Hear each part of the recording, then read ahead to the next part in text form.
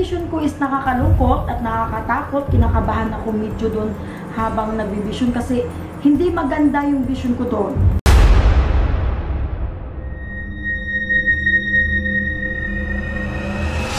Hello po mga ka-PTV, sa video na ito ay tatalakayin natin ang nakakatakot na malagim na pangitain sa isang probinsya ayon sa mga visions ni Madam Rudy Balvin.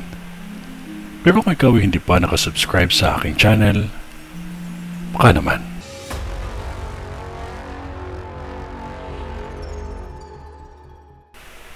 Gaya ng madalas kong sinasabi, ako po ay tao lamang at Diyos pa din ang mas may alam sa lahat.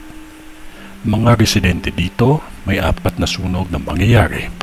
Maging maingat ang lahat na nagbebenta ng parol o bilin para sa Pasko dahil may sunog na magaganap.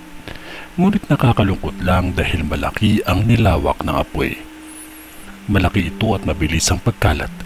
Suriin lahat ng bagay na magiging sanhi ng sunog.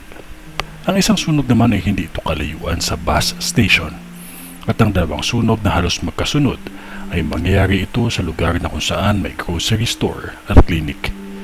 Ingatan ninyo ang mga anak o kapatid at kahit sino pa man ang mga mahal ninyo sa buhay dahil may mga ilang buhay akong nakikita na mawawala dahil sa panghahalay. Kung saan palapit ang Pasko, ang krimen at panghahalay lalong tumataas.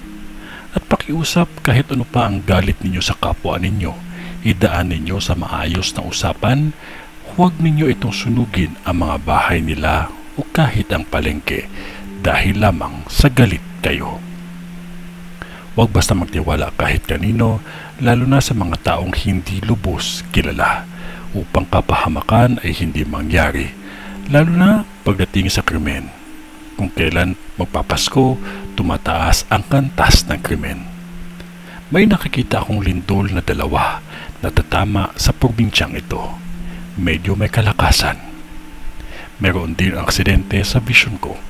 2 matinding aksidente ito at may ilang mga buhay na nawala. Kaya maging maingat sa pagmamaneho. Isa din ang lugar na ito na makakaranas ng bagyo at baha na matindi. Malaking kidlat ang meron tayo sa taong ito. Maging maingat ang mga residente dito dahil sa vision ko ay may mga nasawi dahil sa kidlat na ito. Lagi lamang maging handa at huwag nating kalimutan ang manalangin palagi. Ito ay ang vision ni Madam sa Tarlac. Sa ngalan ng Diyos Ama, ng Diyos Anak, at ng Diyos Espiritu Santo. Amen.